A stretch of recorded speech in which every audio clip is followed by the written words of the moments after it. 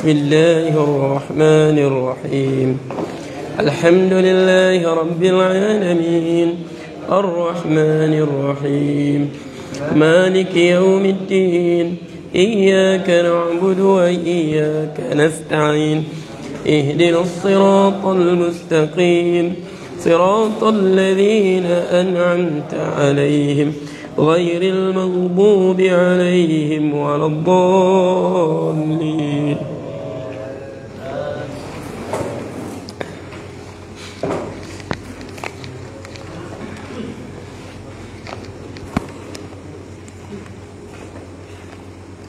بسم الله الرحمن الرحيم الحمد لله رب العالمين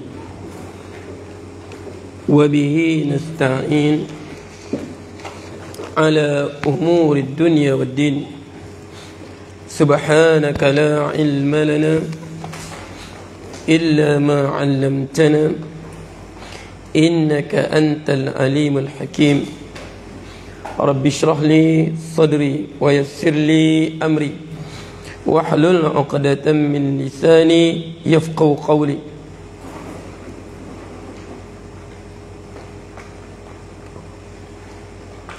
أين وإن كان صلب في قتال هنا. بسم الله الرحمن الرحيم. قال المصنف رحمه الله ونفعنا الله بعلومه في الدارين وإن كان الصبر nanti yang soalan kemarin yang Ustaz menjawab ada amal. وإن كان الصبر وإن كان في نائبة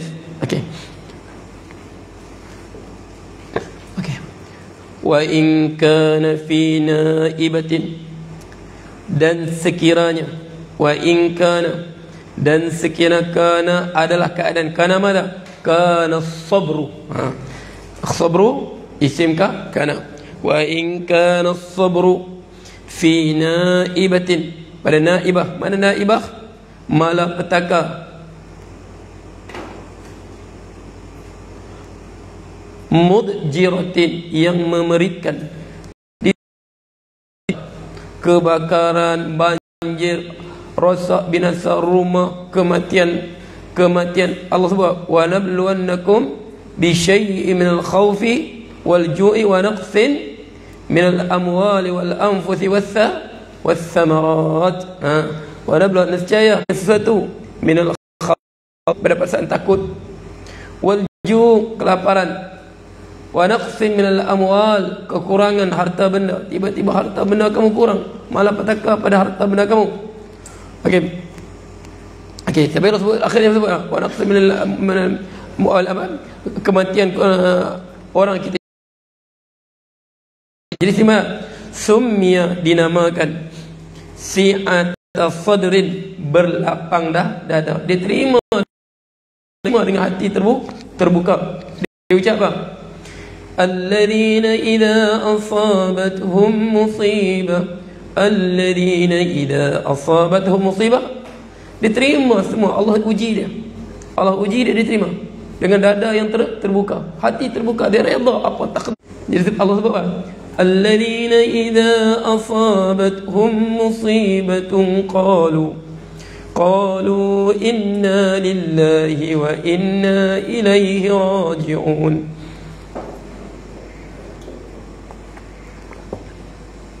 Golongan apabila ditimpa musibah, mereka mengatakan inna lillah, kami ini milik Allah, wa inna ilaihi raji'un, dan kami akan kembali kepada Allah. Okey. Sumya si'at sadrin wa in kana ibatin mudjiratin wa in kana fi ikhfa'i amrin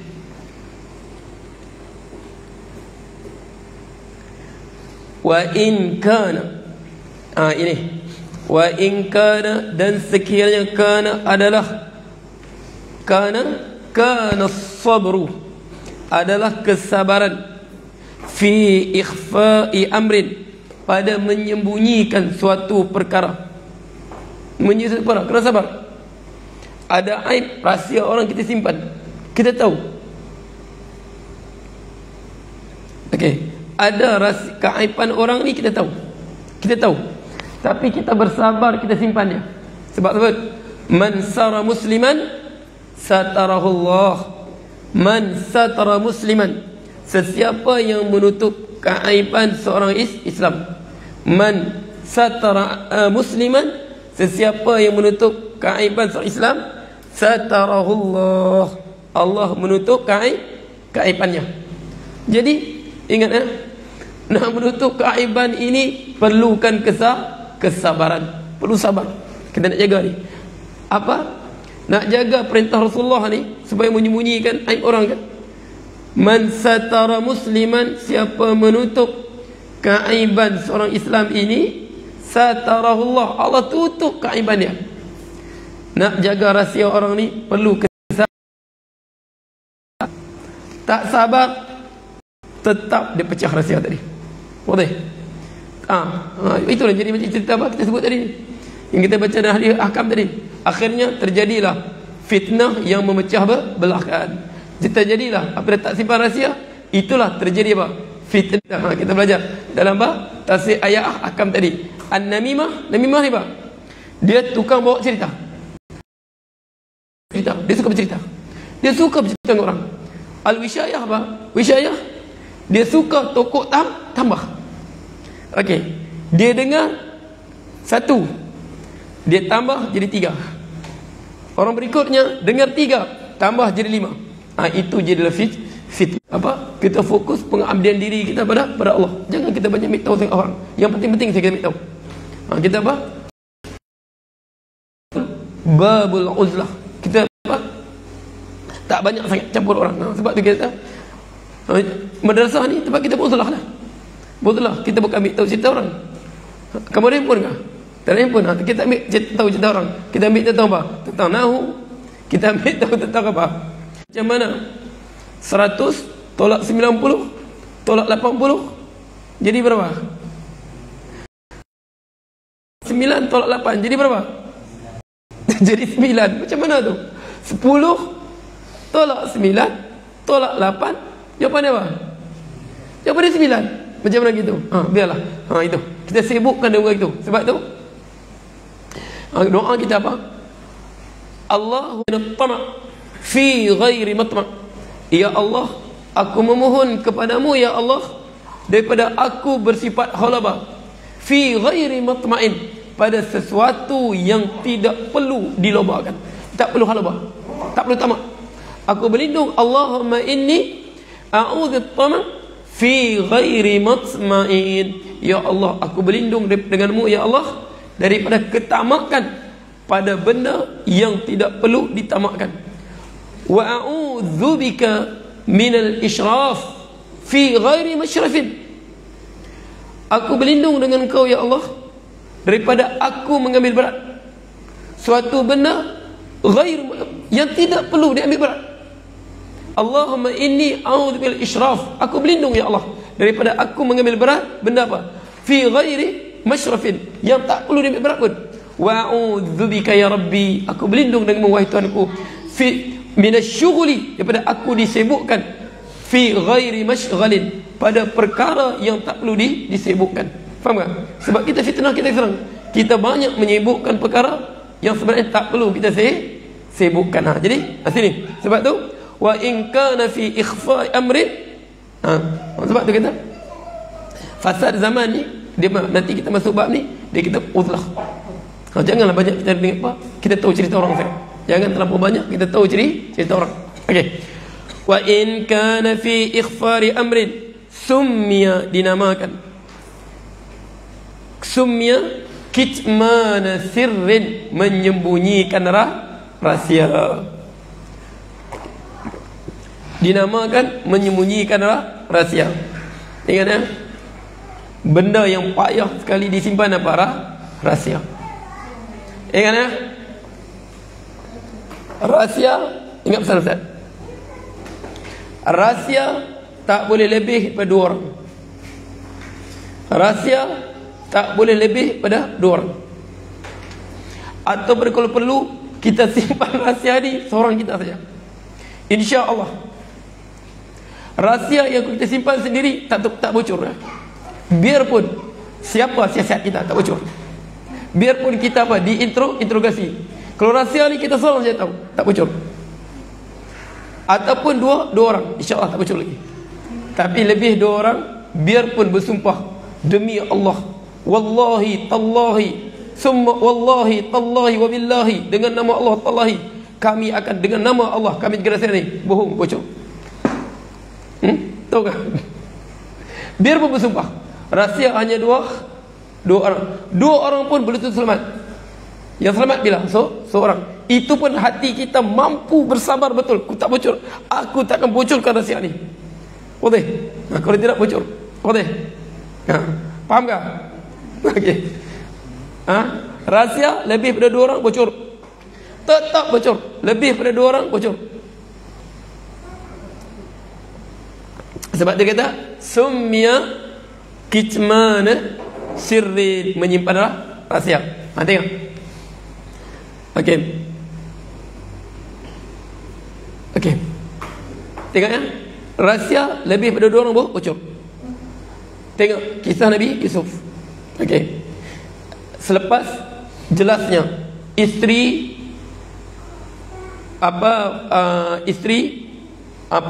pembesar Mesir tadi yang menggoda Nabi Yusuf, jelas menggoda.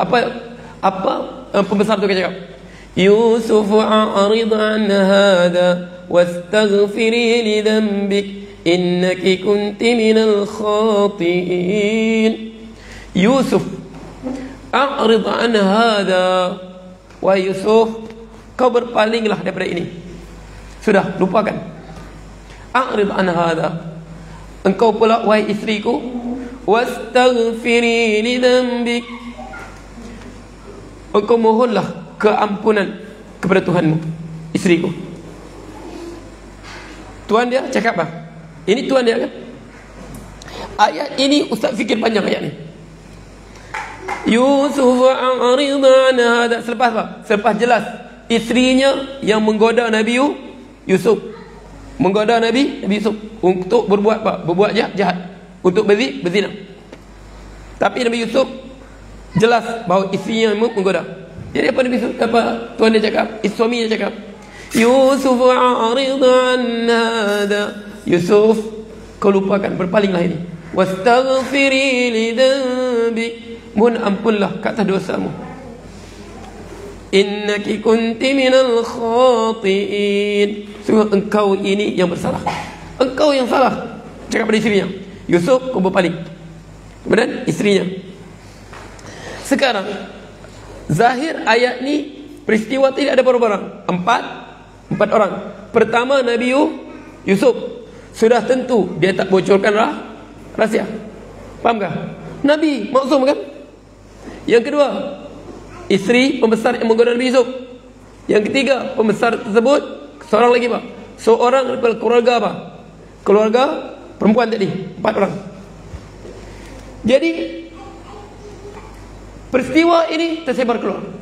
Wa qala niswatun fil madinati imra'atil aziz turawidu fataha, maka berkatalah isteri-isteri pembesar-pembesar, golongan elit, golongan VIP, isteri golongan VIP. Wa qala niswatun fil madinati, inna imra'at, sungguh isteri pembesar ini, turawidu fataha, dia menggoda fataha, budak peliharaannya. Okey, qad syaghafa hubba, dia terlampau ya, penuh cinta dengan dia. Budak tu besar rumah dia boleh cinta, tengok, tersebar keluar sudah kan? Tersebar keluar. Sedangkan yang ada rumah tu 4 orang saja. Suami dia, Nabi Yusuf, dia dan seorang keluarganya yang dalam surah Quran ni. Sekarang siapa bocorkan? Siapa bocorkan? Nabi Yusuf? Tentu tidak. Atau dia sendiri bocorkan, ataupun suami dia bocorkan, ataupun salah seorang keluarga, isteri keluarganya seorang tu. Sebab tu dia mula berhasil begini. Aku ada benda nak cerita pada kau, jadi kau jangan cerita pada orang ya. Ini rahsia aku dengan kau saja. Kau jangan cerita pada orang. Aku begini. Sudah. Nanti kau pula, ini pula cerita. Aku ada rahsia ya, tapi kau cerita pada orang lain kan. Jangan cerita ya. Itulah tersebarnya rahsia. Itulah tersebarnya rahsia. Sebab tu rahsia, kalau satu benda, ingat bersabar, kita simpan untuk diri kita saja, jangan cerita pada orang lain. Kita simpan untuk diri kita sendiri. Kadang-kadang Ustaz terfikirkan, okey, kalau kita diuji sudah. Sebab kadang-kadang biasa tengah tu suka bercerita. Dia mulut suka bercerita. Satu lagi tak sebut. Okey, dalam hati Ustaz kan, rahsia ni, sahabat juga rahsia kan. Kadang-kadang Ustaz tanya, rahsia ini kita saja boleh tahu. Bolehkah aku bersabar ya untuk tahan rahsia ni supaya tak ada seorang pun tahu? Kadang kita tanya diri kita begitu. Sampai dari kita bertanya, mampukah aku bersabar? Okey. Tak apalah, nantilah. Itu siapa faham lah, siapa tak faham sudahlah tu. Macam mana Ustaz? Macam mana boleh terbongkar rahsia? Biar pun bersumpah, wallahi tallahi, demi Allah menjadi saksi, kita akan jaga rahsia ini, tapi tetap bocor. Okey. Wa in kana fi fuduli 'aishin. Okey. Dan sekiranya wa in kana sabru, dan kesabaran itu fi fuduli 'aishin. Apa sini fuduli 'aishin apa? Fuduli makna apa? Kehendak kehidupan. Kehendak kehidupan. Kita dalam hidup kita ada dua benda.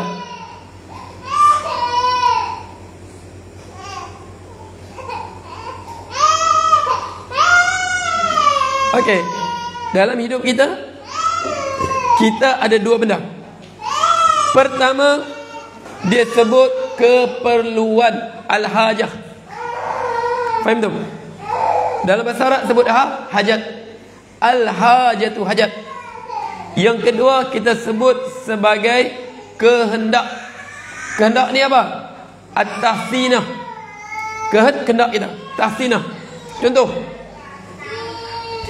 keperluan kita hanya rumah. Tapi rumah banglo, rumah mewah, itu kehendak. Keperluan kita hanya sekadar kenderaan, naik bas, basikal, motosikal, kereta. Tapi membeli kereta sampai kena berhutang, buat CCM, itu namanya apa? Bukan lagi keperluan, itu kehendak. Beli rumah CCM, itu bukan keperluan, itu kehendak. Sebab keperluan kita memadai apa yang ada. Jelas tu? Wa in kana sabru, sekiranya sabar itu fi fudulil aish, pada kehendak kehidupan. Summiya, dinamakan zuhdan, zuhud. Dinamakan zuhud. Contoh, sekarang duitku ada 10,000. 10,000 lah aku buat rumah, ataupun 8,000 lah aku buat rumah. Apa aku cari? Kayu bakau. Tapi pandai-pandai lah, nanti ditahan apa? Jabatan hutan. Okey, buatlah rumah 10,000. Cari kayu apa? Reject kah? Buatlah. Ini nama apa? Tapi 10,000 tak apa. Aku buat loan rumah 150,000, buat loan. Itu tak sabar. Faham kan? Sebab riba. Okey, dia panggil apa ni? Dia panggil sumya. Wa in kana fi mu'ashid sumya zuhdan. Zuhud ni apa maksud zuhud? Asyukru bima wajad. Dia bersyukur kepada Allah dengan apa yang dia dah dapati. Was-sabru fima faqad. Dan dia bersabar apa yang dia tidak dah dapati. Makna yang ada disyukuri, yang tiada tidak dicari-cari. Itulah zuhud. Faham tak? Yang ada syukuri. Ada 20,000, 10,000. Okey, 10,000 lah aku buat rumah. Ini bersyukur. tak mampu 150 ribu. Itu ingat itu bukan zuhud tu. Sebab tu sinilah kita terjebaknya dengan perangkap riba. Sebab apa? Sebab tu Rasulullah sebut, izhad fid dunya yuhibbukallah. Zuhudlah kamu dengan kehidupan dunia, nescaya Allah mencintai kamu. Zuhud makna dia, apa yang Allah bagi pada kita, kita rasa sudah cukup. As-sab apa? Asyukru bima wajad, was-sabru bima faqad. Mensyukuri apa yang ada disyukuri, apa yang tiada tidak dicari-cari. Kejar juga. Sampai apa? Malam tak boleh tidur. Nak tidur macam mana? Malam fikir, Allah masuk bulan ni, rumah kena bayar, kereta kena bayar. Sebab apa? Mencari-cari benda yang tiada. Sebab tu, sebab zuhud ini Rasulullah sebut, janji Rasulullah, idhad fid dunya, zuhudlah. Apa zuhud? Apa yang ada disyukuri, apa yang tiada tidak dicari-cari. Ini zuhud. Idhad fid dunya yuhibbukallah, nescaya Allah mencintaimu. Wazhad bima fi 'indan nas, zuhudlah. Tidak terkejar-kejar apa yang ada tangan orang, tidak kita nak teringin pun, tak berebut pun apa yang Allah bagi pada orang lain.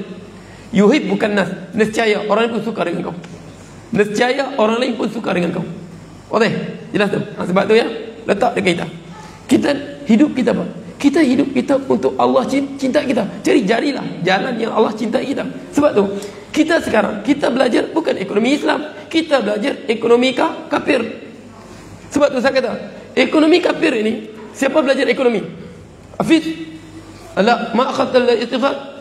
Cuba tengok, siapa belajar ekonomi? Apa tarikh ekonomi? Tengok oh, belum ni. Zubair, akhadta al-ittifaq, ambil ekonomi ya? Apa tarikh ekonomi? Nasida? No, ustaz belajar dulu, saya ingat lagi. Apa tarikh ekonomi? Okey, apa tadi? Sebab tu dulu Ustaz kata kafir ekonomi ni. Dari Ustaz belajar dulu, Ustaz kata ekonomi ni bukan kafir. Dia kata apa? Apa tadi ekonomi? Satu ilmu yang mengkaji bagaimana manusia cuba memenuhi, bagaimana manusia memenuhi kehendak yang tidak terhad. Adik, berdasarkan dengan sumber-sumber yang terhad. Kafir takrif tu. Takrif tu sudah kafir. Satu ilmu yang mengkaji bagaimana manusia cuba memenuhi kehendak-kehendak yang tidak terhad. Dia kata kehendak manusia tidak terhad berdasarkan sumber-sumber yang terhad. Takrif ini takrif kafir. Inilah yang orang faham tu. Itu hidup huru-hara tu. Bergaduh suami isteri sebab apa? Kurang duit, masalah ekonomi, tak boleh bayar hutang, rumah kena lelong. Muda-muda lagi jadi muflis sudah. Muda-muda berapa ramai sekarang orang boleh jadi muflis? Buat apa? Ada 5,000 saja, gaji sebulan 3,000. Rasa tak cukup, buat pinjaman peribadi, akhirnya muflis. Sebab apa? Ekonomi bodoh ni. Ekonomi bodoh ni. Takrif dia pun bodoh sudah. Kafir sudah takrif dia. Suatu ilmu yang mengkaji bagaimana manusia cuba memenuhi kehendak-kehendak yang tidak terhad berdasarkan sumber-sumber yang terhad. Kita kafir. Pertama, kehendak tidak terhad. Siapa kita kehendak kita terhad? Allah sebut, kulu washrabu wala tusrifu. Makan, minumlah, jangan kamu berlebihan. Faham tu? Allah ta'adkan, cukup sekadar keperluan kamu, jangan lebih. Lebih tu Allah dosa sudah, haram sudah. Innal mubadzirina kanu ikhwana asyayatin wa kana asyaitanu rabbi kafura.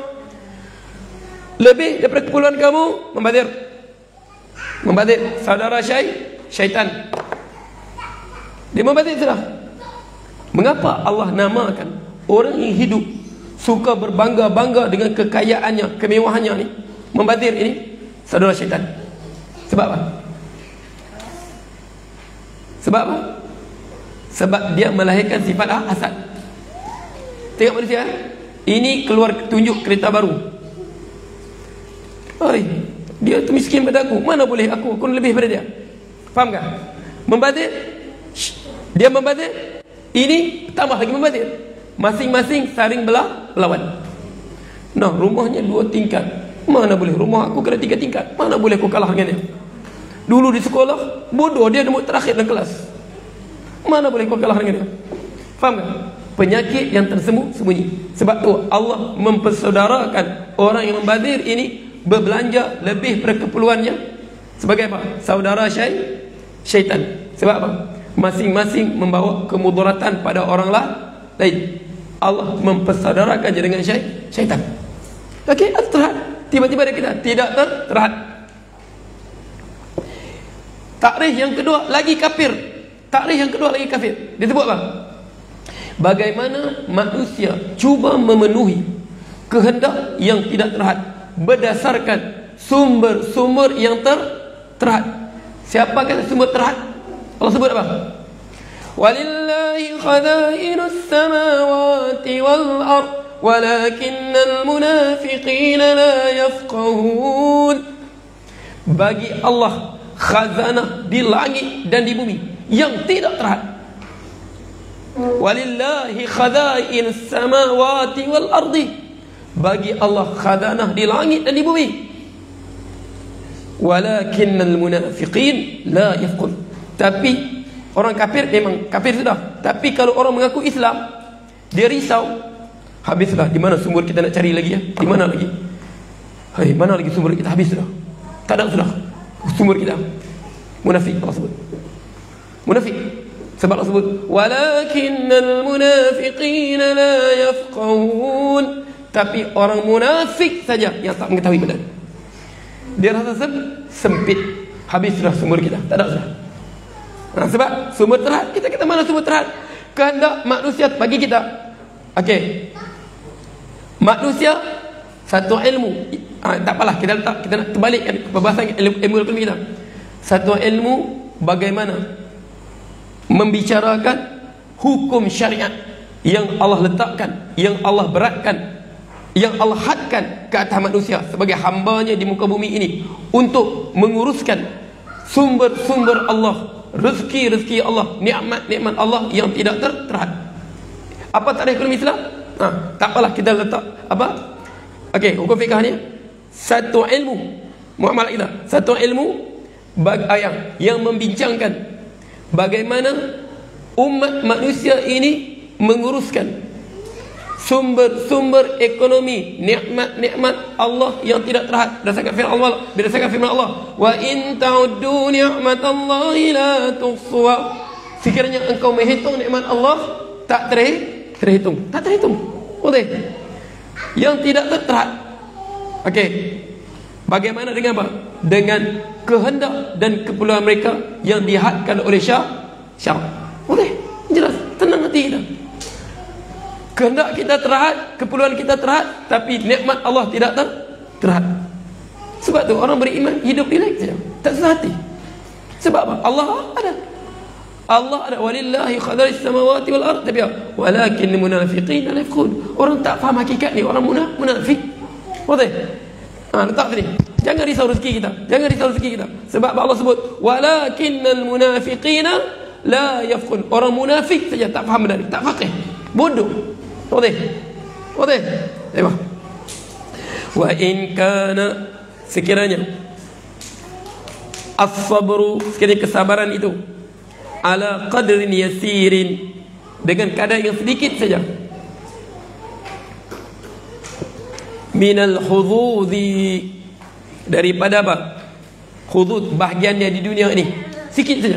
Contoh apa? Imam kita apa? Al-Khalil bin Ahmad Al-Farahidi, diriwayatkan dia rumah dia di mana? Dalam gua. Datang khalifah, imam besar, guru kepada Sibawai, guru pada Kisai, diriwayatkan dia tinggal dalam gua. Datang wakil khalifah jemput dia, nak bagi ganjaran pada dia. Dia keluar apa?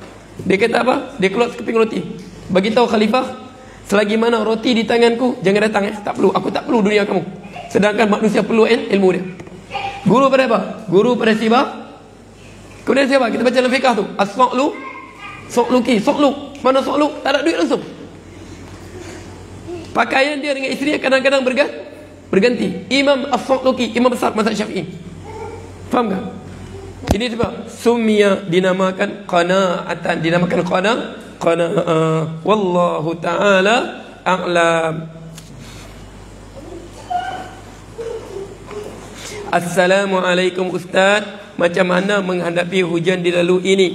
Kadang-kadang ujian terasa berat sangat. Adakah ujian dilalui itu disebabkan dosa yang lalu? Ingat tak? Allah sebut satu ingat tak? Ujian kita ya. Allah sebut innallaha idza ahabba 'abdan ibtalahu. Allah subhanahu wa ta'ala apabila dia mencintai seorang hambanya, dia akan menguji hamba tadi.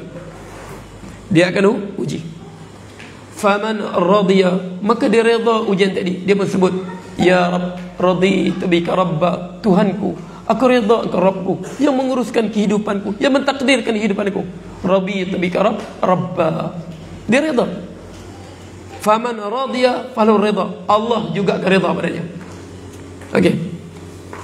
Faman radiya wa man kariha wa man sakhata, siapa yang benci, dia benci, falahu sakh, dia tak redha apa Allah buat, Allah pun benci pada dia. Ingat ya? Satu tanda Allah, satu ujian. Adakah ujian dan setengah manusia ini Allah naikkan darjatnya di sisi Allah ya, dengan dua benda. Satu, dengan mujahadahnya dalam ibadat. Faham tak? Satu, dengan Allah uji dia. Faham tak? Satu, mujahadah ibadat. Dia mujahadah bangun tahajud semua, Allah angkat darjat dia. Setengah, dia malah ibadat. Solat sunat tahajud pun tidak, puasa sunat pun tidak. Jadi Allah uji dia untuk naikkan darjatnya. Ingat tak? Jadi kita kata ini, ada pula, ingat tak? Satu, ujian Allah uji kita untuk naikkan darjat kita di sisi Allah. Yang kedua, Allah uji kita untuk membersihkan kita daripada segala dosa-dosa kita. Sebab tu bahkan sehingga apa? Ujian kita, kesakitan kita itu dalam menghadapi sakaratul maut juga sebagai penghapus dosa. Boleh? Sebab kita ingat lah. Apa pun ujian kita berlaku, apa pun ujian, ingat ya, pegang begini. Apapun, seberat mana pun ujian yang Allah uji kita, seberat mana sekalipun, letak di hati kita, Allah tak menguji aku begini, melainkan Allah Maha mengetahui aku mampu menghadapinya. Mengapa Allah fardukan kita solat? Sebab dia tahu kita mampu solat. Mengapa Allah fardukan kita puasa? Sebab kita mampu berpuasa, mampu puasa. Tak mampu puasa, sakit, boleh buka. Ini kita panggil hukum taklifi, hukum syarak. Dia ada hukum takdiri, hukum takdir kehidupan kita. Allah tak uji kita, melainkan dia tahu kita mampu menghadapinya. Sebab tu, terimalah ujian dengan jiwa yang terbuka. Bawa, yakin kita mampu. Dan ingat ya, ujian ini, sewaktu dia berlaku, kita rasa perit. Tapi selepas berlaku, kita rasa nikmat. Percayalah. Waktu kita hadapi, kita rasa apa? Perit. Selepas kita hadapi, kita rasa nikmat. Sebab tu Ustaz sebut dulu kan. Biarlah Ustaz cerita pada kamu. Ustaz waktu ditahan dulu, kamu bayangkan, anak Ustaz tiga orang kecil lagi. Isteri Ustaz di rumah sendirian, di Sabah lagi sendirian. Jadi situ Ustaz rasa berat betul. Di penjara, tak nampak apa, tak jumpa orang, bersendirian di penjara, dalam lokap bersendirian, ditahan. Kesalahan pun bukan didakwa mahkamah, ISA, ikut suka aku, nak tahan-tahan lah. Tak naik mahkamah pun untuk kita pertahan diri kita, tak bawa mahkamah untuk kita pertahan diri kita. Ditangkap, dibawa ISA. Kamu tahu kan, orang kes bunuh pun soal siasat berapa hari? 14 hari tak? Orang kes bunuh pun di soal siasat 14 hari. ISA soal siasat berapa? 2 bulan. Di soal siasat 2 bulan. Situ Ustaz rasa ujian. Mudah lagi sewaktu tu. Jadi kebetul, sewaktu Ustaz buka, satu hari Ustaz seberat saya, rasa terlampau berat.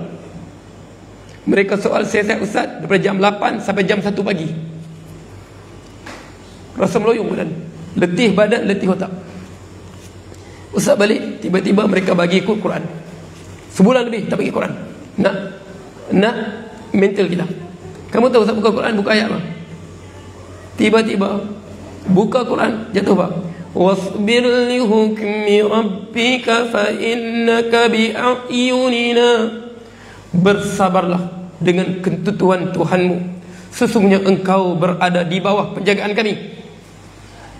Ustaz, banyaknya ayat Quran, 6,230 ayat. Ustaz buka Quran, jatuh ayat wasbir lihuk. Dalam keadaan apa? Badan rasa lemah, tenaga rasa lemah, letih, pikiran berserabut. Tiba-tiba Ustaz buka Quran, 6,230 ayat. Allah bah, takdirkan Ustaz bah, tiba-tiba Ustaz buka ayat wasbir li hukmi rabbik fa innaka bi a'yunina. Bersabarlah dengan ketetapan Tuhanmu, sesungguhnya engkau berada penjagaan kami. Rasa apa?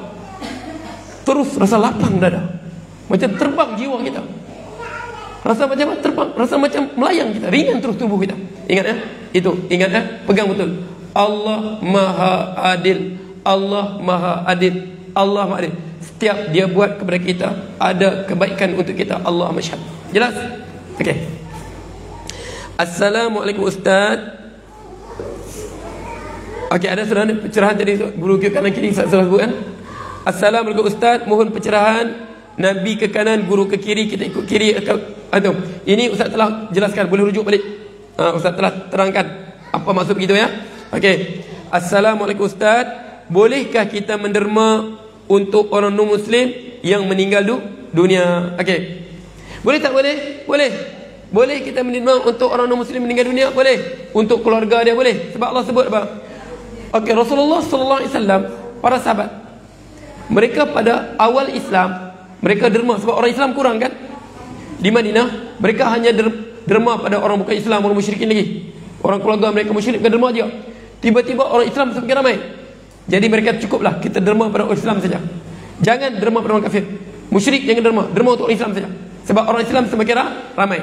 Turunlah ayat, Allah tegur Rasulullah, laisa alaika hudahum walakinnallaha yahdi man yasha. Wahai Muhammad, bukan urusan engkau memberi petunjuk pada mereka, tapi Allah memberi petunjuk mereka. Wa ma tunfiqu min min syai'in fali'anfusikum wa ma tunfiquna illa ibtigha'a wajhillah. Kamu tidak menafkahkan, menderma sesuatu melainkan apa? Mencari redha Allah. Sini Allah tegur Rasulullah sebab dia larang orang beriman bagi derma pada orang bukan Islam. Allah sebut laisa alaik, turun ayat, laisa alaika hudahum walakinnallaha yahdi man yasha wa ma tunfiqu min khairin fali'anfusikum. Kamu berderma itu bukan untuk dia, untuk diri kamu, sisi Allah. Betul? Jadi boleh ya untuk orang kafir. Tak ada masalah. Assalamualaikum Ustaz, saya bermusafir ke Sempurna, kemudian solat jamak takdim Zuhur dan Asar. Jika saya sampai ke rumah jam 3 petang, perlukah saya solat Asar 4 rakaat semula? Perlu tak perlu? Tak perlu. Okey. Dia contohnya waktu Zuhur, dia buat jamak takdim di Sempurna. Di Sempurna dia buat jamak takdim Zuhur dengan Asar. Tiba-tiba sampai tawaf, okey, jam 3. Belum lagi masuk waktu Asar. Perlu tak perlu? Tak perlu. Sebab dia tadi apa? Sebab apa? Dia telah, kita pergi istilah fiqh, bara'atu zimmah. Tapi kalau contoh dia nak jaga lagi lebih baik, contohnya nak pergi solat berjemaah Asar, boleh. Sebab kita panggil apa? Mu'adatu solat. Sebab tadi dia solat rakaat, tapi di sini dia solat 4 rakaat, kemudian berjemaah lagi, boleh ulang. Sebab tu dia kata, okey, harus ataupun disunatkan kita ulang solat sekiranya apa? Solat yang kedua itu lebih baik pada solat yang pertama. Tadi dia solat bersendirian 2 rakaat, tapi di sini dia solat di masjid 4 rakaat berjemaah lagi, boleh dia ulang. Sebab apa? Mu'ad dia solat maghrib dengan Rasulullah, kemudian dia balik, dia solat Isya dengan Rasulullah, kemudian dia balik ke kabilah dia solat lagi, jadi imam kepada kaum dia. Kita panggil apa? Ulang solat. Boleh ulang solat, tapi tak ulang pun memadai, itu sudah boleh. Mana dia balik sampai jam 3, belum masuk Asar lagi, tidur, maghrib nanti belum solat boleh, tak ada masalah. Sebab tadi dia jamak tadi dalam keadaan apa? Dalam keadaan dia musafir, boleh. Okey, tak ada masalah tu. خلاص يكفي هذا. ثلاثة. أقول قولي هذا وأستغفر الله لي ولكم وبالله التوفيق الهداية. بسم الله الرحمن الرحيم. الحمد لله رب العالمين حمدا حامدين حمدا شاكرين حمدا يوافي مزيده يا رب لك السلطان. اللهم صل وسلم اللهم الحق حقا وارزقنا اتباعه وللباطل باطلا وارزقنا اجتنابه ولا تجعل ملتبسا علينا فنضل واجعل المتقين اماما. اللهم اصرف عنا البلاء والوباء والفحش والمنكر بما في التمشي خيرك. اللهم رضاك والجنه والنار. ربنا اتنا في الدنيا حسنه وفي الاخره حسنه وقنا عذاب النار. وصلى الله عليه وسلم والحمد لله رب العالمين. تقبل الله منكم.